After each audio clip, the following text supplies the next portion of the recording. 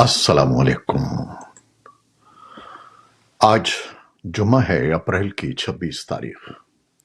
پاکستان میں اس وقت شام کے 7، بھارت میں 7:30، اور یہاں ہمارے اسٹوڈیوز کی گھڑیوں میں صبح کے 10 بج رہے ہیں۔ وائس آف امریکہ واشنگٹن کی اردو سروس سے میں ہوں خالد حمید، خبروں کے ایک بلیٹن کے ساتھ۔ امریکہ نے کہا ہے کہ پاکستان امریکہ کا خطے میں بدستور اہم شراکت دار ہے اور واشنگٹن دو طرفہ تعلقات کو مزید مستحکم کرنے کی کوشش کرے گا۔ محکمہ خارجہ نے اس تاثر کو مسترد کر دیا کہ اس کی طرف سے پاکستان کے بیلسٹک میزائل پروگرام کے بیرونی سپلائرز پر پابندیاں عائد کرنا یہ ظاہر کرتا ہے کہ دونوں ممالک کے درمیان تعلقات کو خراب کرنے والا کوئی معاملہ چل رہا ہے۔ محکمہ خارجہ کے نائب ترجمان ویدانت پٹیل نے ایک بریفنگ کے دوران کہا کہ امریکہ پاکستان کے ساتھ اہم تعلقات کو مزید مستحکم کرنے کی کوشش کرے گا۔ ترجمان نے واشنگٹن کی پاکستان سے متعلق پالیسی کا اعادہ کرتے ہوئے کہا کہ پاکستان خطے میں ہمارے اہم ترین شراکت داروں میں سے ایک ہے۔ ان کے بقول ہمارا پاکستان کی حکومت کے ساتھ بالخصوص سیکیورٹی اور تجارت کے شعبوں میں بہت زیادہ تعاون جاری ہے۔ پاکستان کے تاجروں نے حکومت کو بھارت سمیت تمام پڑوسی ملکوں کے ساتھ دوستی کا ہاتھ بڑھانے کا مشورہ دیا ہے۔ بھارت سے تجارتی تعلقات کی بحالی کا مطالبہ وزیر اعظم شہباز شریف کے بدھ کو دورہ کراچی کے موقع پر سامنے آیا تھا۔ اگرچہ وزیر اعظم نے تاجر رہنما کی اس رائے کا فوری کوئی جواب تو نہیں دیا، لیکن انہوں نے ملکی معیشت کو درپیش چیلنجز سمیت دیگر مسائل کو مل کر حل کرنے کا عزم ظاہر کیا۔ وزیر اعظم کا کہنا تھا کہ تاجر حکومتی سبسڈیز پر انحصار کرنے کے بجائے اپنی مصنوعات میں بہتری لائیں تاکہ عالمی منڈی میں پاکستانی مصنوعات کی مسابقت بڑھے۔ بھارت میں عام انتخابات کے دوسرے مرحلے کا اختتام ہو گیا ہے، جس میں 13 ریاستوں اور وفاق کے زیر انتظام ایک علاقے کی 88 نشستوں پر ووٹنگ ہوئی ہے۔ وزیر اعظم نریندر مودی کے حالیہ متنازع بیان اور 19 اپریل کو انتخابات کے پہلے مرحلے میں کم ووٹنگ ٹرن آؤٹ کے بعد جمعے کی پولنگ کو خصوصی اہمیت دی جا رہی ہے۔ لوک سبھا یعنی ایوان زیریں کی 543 نشستوں کے لیے انتخابات 7 مراحل میں ہوں گے۔ جمعے کو دوسرے مرحلے میں ووٹنگ مکمل ہونے کے بعد 7 مئی کو الیکشن کا تیسرا مرحلہ ہوگا، جس میں 12 ریاستوں کی 94 نشستوں کے لیے ووٹنگ ہوگی۔ ووٹنگ کا آخری مرحلہ 1 جون کو ہوگا اور انتخابی نتائج 4 جون کو متوقع ہیں۔ صدر جو بائیڈن اور 17 دوسرے ملکوں کے رہنما، جن کے شہریوں کے بارے میں سمجھا جاتا ہے کہ وہ حماس کی حراست میں ہیں، عسکریت پسند گروپ سے مطالبہ کر رہے ہیں کہ وہ اسرائیل کے ساتھ جنگ بندی کے ایک مجوزہ معاہدے کو قبول کر لے اور یرغمالیوں کو فوری طور پر رہا کرے۔ وائٹ ہاؤس سے جمعرات کو جاری کردہ ایک بیان میں انہوں نے کہا کہ پیش کیا گیا معاہدہ غزہ میں فوری اور طویل جنگ بندی کا باعث بنے گا، جس سے پورے غزہ میں انسانی ہمدردی کی اضافی ضروری امداد کی فراہمی میں آسانی پیدا ہوگی اور یہ لڑائیوں کے مستند خاتمے کا سبب بنے گا۔ امریکہ کے علاوہ برطانیہ، فرانس، جرمنی، کینیڈا، ڈنمارک اور اسپین سمیت اس بیان میں 17 ملک شامل ہیں۔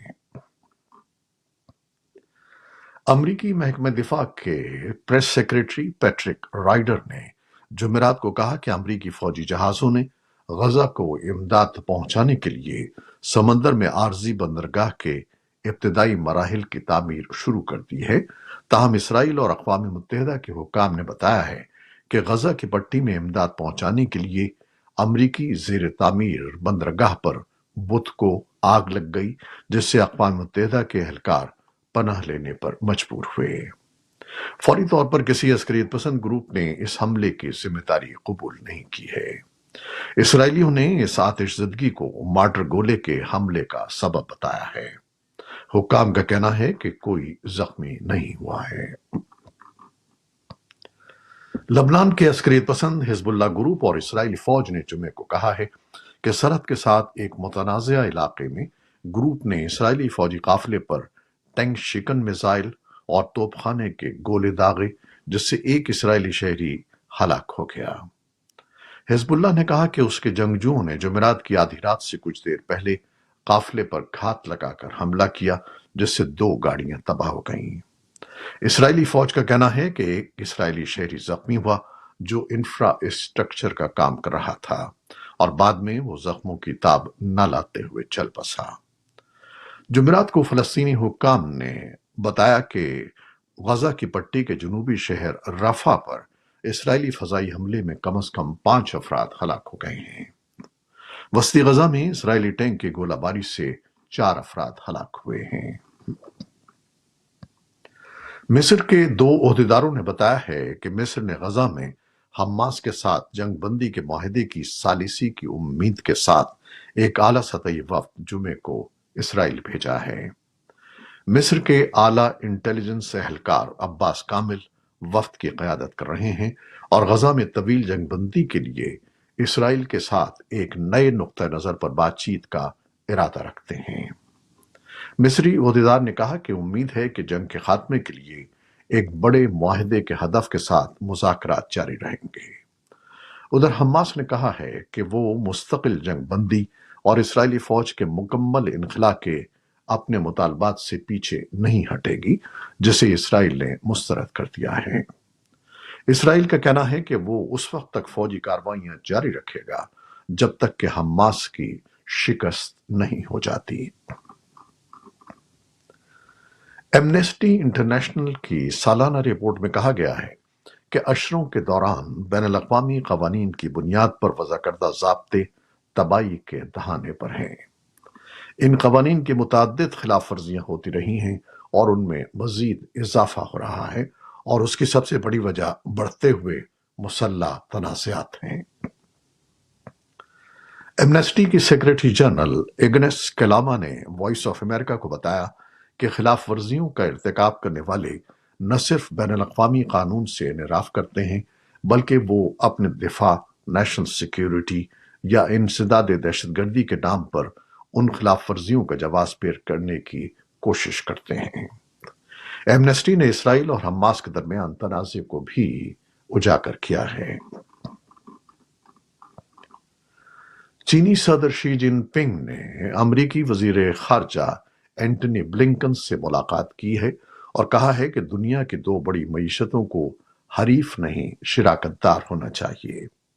लेकिन उन्होंने कहा कि ताल्लुकात में बेहतरी के लिए मुतअद्दिद मसाइल को हल करना होगा। सरकारी नशरियाती इदारे सीसीटीवी के मुताबिक बीजिंग के अजीम हॉल ऑफ द पीपल में ब्लिंकन से मुलाकात करते हुए शी ने कहा कि दोनों ममालिक ने गुज़श्ता साल सदर जो बाइडन से मुलाकात के बाद कुछ मुस्बत पेशरफ्त की है, लेकिन अभी भी मुतअद्दिद मसाइल हैं जिनको हल करने की जरूरत है। एंटनी ब्लिंकन ने नामानिगारों से बात करते हुए कहा कि हमने मसनूई ज़हानत पर अमरीका और चीन के दरमियान पहली बातचीत के इनेकाद पर इत्तेफाक किया है, जो आने वाले हफ्तों में मुनाकिद की जाएगी। ब्लिंकन ने चीन की रूस के साथ हिमायत पर तशवीश का इजहार करते हुए कहा कि यूक्रेन पर मॉस्को का हमला बीजिंग की हिमायत पर मुनहसिर है और उनके ख्याल में रूस चीन की हिमायत के बगैर यूक्रेन पर अपने हमले को बरकरार रखने के लिए जिद्दोजहद करेगा। रूस की तास न्यूज एजेंसी ने वजीर दिफा सरगेई शोइगु के हवाला देते हुए बताया है कि नेटो के फौजियों ने उनकी सरहदों के करीब आकर रूस के लिए इजाफी खतरात पैदा कर दिए हैं, लेकिन मॉस्को की नेटो रियासतों पर हमला करने में कोई फौजी या जोग्राफियाई सियासी दिलचस्पी नहीं है। शोइगु ने अपने बयान में यह भी कहा कि वाशिंगटन जानबूझकर अपने शराकतदारों समेत गैर मामूली दबाव डालकर यूक्रेन के तनाज़े को तूल दे रहा है। हुक्काम ने बताया है कि बर्किना फासो ने बीबीसी और वॉइस ऑफ अमेरिका के रेडियो नेटवर्क्स पर इंसानी हकूक की रिपोर्ट नश्र करने के नतीजे में 15 रोज के लिए नशरियात को मुअत्तल कर दिया है। इस रिपोर्ट में फौज पर इल्जाम लगाया गया है कि वो शहरियों पर हमलों की जिम्मेदार है। कम्युनिकेशन अथॉरिटी ने जुमेरात को देर गए ऐलान किया कि इन दो बैनुल-अक़वामी रेडियो नेटवर्क्स के प्रोग्रामों को 2 हफ्तों के लिए मुअत्तल कर दिया गया है। ऐलान में कहा गया है कि यह फैसला इसलिए किया गया क्योंकि बीबीसी अफ्रीका और वॉइस ऑफ अमेरिका ने इस रिपोर्ट को नश्र किया और अपने डिजिटल प्लेटफॉर्म्स पर भी शाया किया कि बर्किना फासो की फौज शहरी आबादी के खिलाफ बदसलूकी की मुर्तकिब हो रही है। अथॉरिटी ने कहा कि रिपोर्ट में बर्किना की फौज के खिलाफ ठोस सबूत के बगैर जल्दबाजी और जानिबदाराना ऐलानात शामिल हैं। बर्किना फासो ने इस रिपोर्ट पर कोई तबसरा नहीं किया है। अफगानिस्तान में सन 2023 में मलेरिया के केसेस में इजाफा हुआ है और तालिबान की वजारत सेहत और उसके शिराकतदारों ने सन 2023 में मुल्क भर में मलेरिया के 1,80,000 से ज्यादा केसेस रजिस्टर किए हैं। वजारत के आदाद-ओ-शुमार के मुताबिक इनमें से ज्यादातर केसेस पाकिस्तान की सरहद के साथ वाक़ अफगानिस्तान के मशरक़ी और जनूब मशरक़ी सूबों में दर्ज किए गए। अक़वाम मुत्तहिदा के तरक्याती प्रोग्राम UNDP के हुक्काम ने जुमेरात को काबुल में एक इज्तिमा को बताया कि पाकिस्तान मलेरिया के मराकज़ में से एक है और वापस आने वालों से वहां से अफगान अफराद इस मरज के मुल्क में मुंतकली का बाइस बनते हैं। ये थी वो खबरें जो फेसबुक लाइव पर हमने आपके लिए पेश की। हमारी वेबसाइट, यूट्यूब और पॉडकास्ट पर यह बुलेटिन आपके लिए पोस्ट कर दिया जाता है।